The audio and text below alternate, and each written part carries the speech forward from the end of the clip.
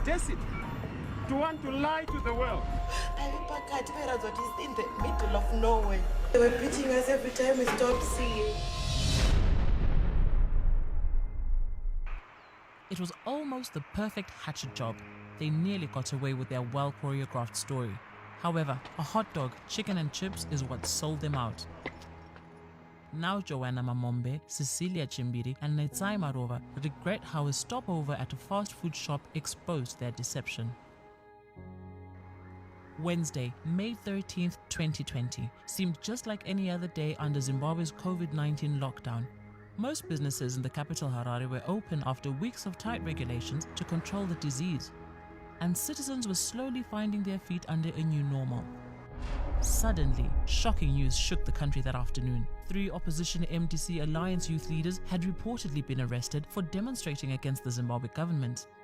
Moments later, more news suggested the 3, Cecelia Chimbiri, Joana Mamombe and Netsai Marova, had been abducted. The MDC Alliance seemed livid. Its leadership laid the blame squarely on government and vented apparent anger through social media. As dusk approached, the mystery deepened. There was absolutely no sign of the 3 young women. Their mobile phones remained unreachable. No one seemed to know their whereabouts. Where were they? Could something terrible have happened to them? And was the Zimbabwe government really behind their disappearance as the opposition alleged? These questions continued to linger well after nightfall, but no one seemed to have answers. Day 2, still no sign of Cecelia, Joana and Netsai in the morning. Some MDC Alliance activists continued to blame authorities in Zimbabwe, and a few foreign agencies appeared to believe them.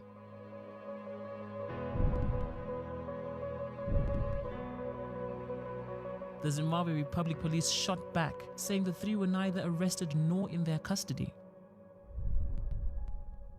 Afternoon came and there was no word from the 3 young women. Police investigators were on the case, combing different places for leads. In the meantime, the MDC Alliance still pointed to abduction. But there was to be a twist in the evening. Cecelia, Joana and Netsai were found in the Muchapondwa area of Mashonaland Central Province. They alleged that some police officers and 2 men abducted them at around 3 p.m. on May 13th. They also claimed to have been sexually abused and assaulted for demonstrating against the government. Soon, images of the 3 women in torn, dirty clothes and their hospitalization flooded the media.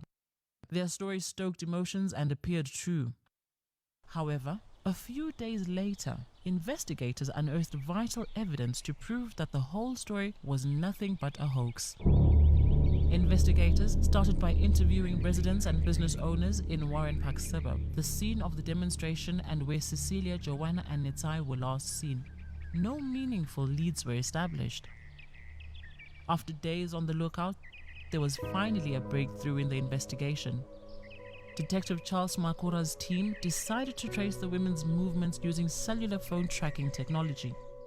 The technology determines the geographic location of a particular user in real time. It has been used to solve crime globally, and the telecommunications experts validate its accuracy. In official statements, the 3 claimed to have been arrested at a police roadblock along Samora Machel Avenue while on their way into the central business district after buying groceries at Marimba Shopping Center. However, the cellular tracking technology, CCTV footage and photographs show evidence to the contrary. It was established that the 3 women were at the demonstration in Warren Park and not at Marimba Shopping Center as they claimed. Combining this technology and CCTV footage, investigators established the exact route that the young politicians took after the demo. According to data gathered, they used Westwood Road, which separates Westwood and Kambuzuma suburbs. Their vehicle, driven by Joana, turned left into Kambuzuma Road and headed towards the Workington industrial area. The women were eventually on Coventry Road and then onto Rotten Row Avenue. Data shows that they drove to Fidelity Life Towers on Raleigh Street. Fidelity Life Towers houses the Counseling Services Unit, which is owned by the Zimbabwe Doctors for Human Rights, a critic of the Zimbabwe government. CCTV footage from nearby buildings shows their silver Mercedes-Benz vehicle, registration number AFE 9222, outside Fidelity Life Towers at 13:43 hours. From Fidelity Life Towers, Joana, Cecelia and Netsai's movements were detected in the copy area. Cecelia noticed her uncle drive past their vehicle and called him on his mobile phone immediately. The Mercedes-Benz then made a U-turn and they met the uncle at the corner of Coventry and Rotten Row roads. The uncle later confirmed to investigators that he met Cecelia and company at around 13:55 hours. Afterwards, the three headed to Old Mutual Building along 3rd Street in the Central Business District. Their vehicle is captured on CCTV cameras just after 1400 hours. Curiously, MDC Alliance leader Nelson Chamisa has an office in the Advocates' Chambers at Old Mutual Building.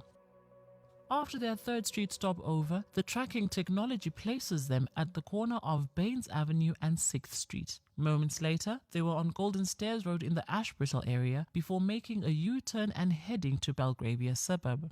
At 14:55 hours, Joana told her lawyer Jeremiah Bamo via WhatsApp text that she had been arrested. Bamo responds promptly asking whether she was at the Harare Central Police Station's Law and Order Department. There was no reply from Joana. Nearly an hour later, Bamo asks, "How many are you?" And again, Joana did not reply. At 16:24, he communicated that he was failing to locate Joana and her colleagues. At 17:34, Bamo sent his final text to Joana, stating his intention to file a missing persons report. He later shared the messages with investigators.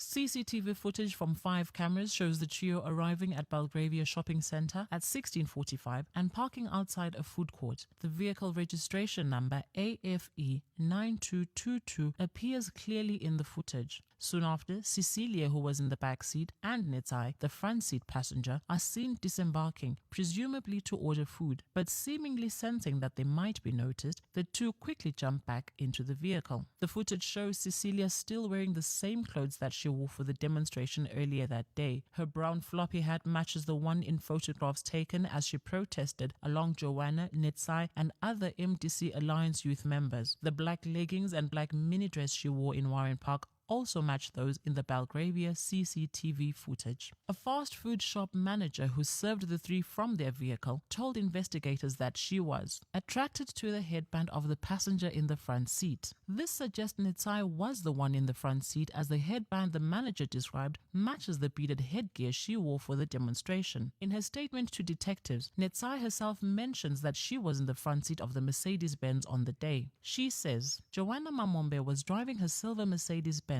and I occupied the front passenger seat."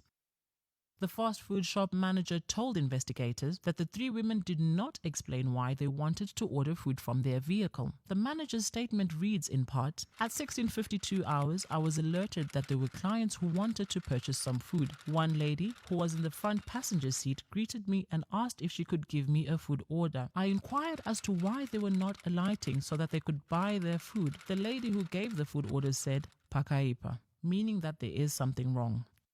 The women ordered a hot dog, 4 chicken wings, 2 other portions of chicken, French fries and drinks. Netsai tendered $10 and the manager took roughly 10 minutes to process the order and deliver it. Their vehicle pulled out almost immediately afterwards. The Mercedes-Benz was later found parked opposite the entrance of Harare Central Police Station on May 16, with no occupants. A manager at a nearby food chain group told investigators that the vehicle was not there on May 13, 14 and 15. So, who could have parked it, and why several days later? The manager said, "I park opposite the entrance of the police station every day and therefore vividly remember finding a silver Mercedes-Benz in my parking space when I turned up for work on May 16. Armed with this evidence, investigators disproved the three women's claims of abduction. Critically, they established 8 facts. 1. Cecelia, Joana and Netsai lied that they did not participate in the demonstration in Warren Park. 2. They also lied they were at Marimba Shopping Centre at the time protesters were marching in Warren Park. 24-hour surveillance footage at Marimba does not show them either arriving, shopping or leaving. 3. The three changed their claims regarding their alleged arrest. Initially, they claimed to have been arrested at the National Sports Stadium, but later alleged to have been arrested at a police roadblock near the Harare Exhibition Park, commonly known as Showgrounds. 4. they never used Samora Machel Avenue at the time in question. CCTV footage from businesses along the section of road of interest does not show them or their vehicle. 5. The three claim to have been arrested between 2 p.m. and 3 p.m. However, data from cellular tracking technology shows they were elsewhere at that particular time. 6. In official statements, they allege assailants drove them to an unknown location between 3 p.m. and 6 p.m. However, both CCTV footage and cellular tracking technology place them at Belgravia Shopping Center at 4:45 p.m. 7. Cecelia's mother hails from Uchapondwa, the same place where the three politicians re-emerged on May 14th. The sheer coincidence was curious.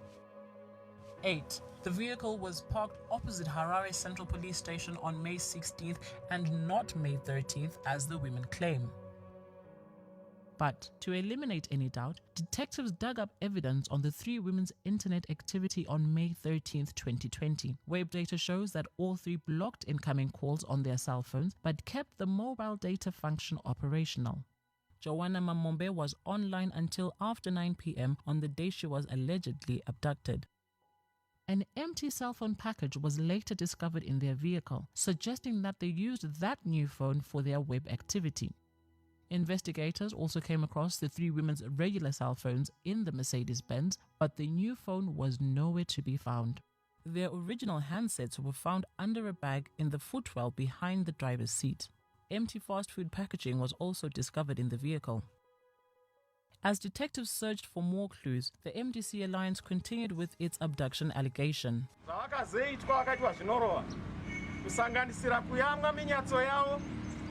Kusanganisira kukandwa futi kuburikidza nekwanozvibatsira nako kusanganisira kuzvindikitwa usiku hwese pasi petsoka nekumakumbo vachichekwa nereza kumusana vamwe vatogoni kana kurara vane kutambudzika kukuru nokurwadziwa kukuru. Reports by doctors who examined them in hospital show no evidence of physical abuse. All three did not have bruises, despite claiming that their alleged abductors pushed them out of a moving vehicle. Netsai in particular alleges that either a broken bottle or razor blade was used to cut her on the back, but photographs taken by medical examiners do not show any cuts or bruises on her back. Cecelia also claimed their alleged captors sodomized her using a rifle. However, medical records again show evidence to the contrary. Her anal passage was intact, suggesting there was no molestation. The anal passage starts at the bottom of the rectum, which is the last portion of the large intestine. The opening of the passage, known as the anus, is 2 to 3 inches long and has 2 sphincter muscles. And rifles come in various shapes and sizes, and the type commonly used by military or paramilitary operators globally is the AK-47. Its front end comprises an iron sight post, a muzzle brake, and barrel. If an AK-47 rifle were violently thrust into one's anal passage, the muzzle brake would ordinarily have torn perianal tissue. The iron sight post would have followed through with more damage given its size of 2 centimeters. In addition, both internal and external sphincters would have been torn extensively, causing the victim tremendous pain and inability to walk or sit properly for days. It is critical to note that the tests and examination of the three young women was done in the presence of independent doctors. What is more critical is the outcome of that examination. One, it was established from the reports that we got from the doctors that these women were not bruised in any way. It was also established that they did not have any signs of physical harm on their bodies. This documentary was produced without prejudice to the law, but only aims to set the record straight. Several questions remain. For what particular reason would the Zimbabwe government target Cecelia, Joana, and Netsai? Do the three really threaten the bigger scheme of things in Zimbabwe? And who stands to benefit from their abduction allegations, which have attracted apparent condemnation and vilification of authorities in Zimbabwe by foreign embassies and agencies? This was all for the international community to vilify Zimbabwe.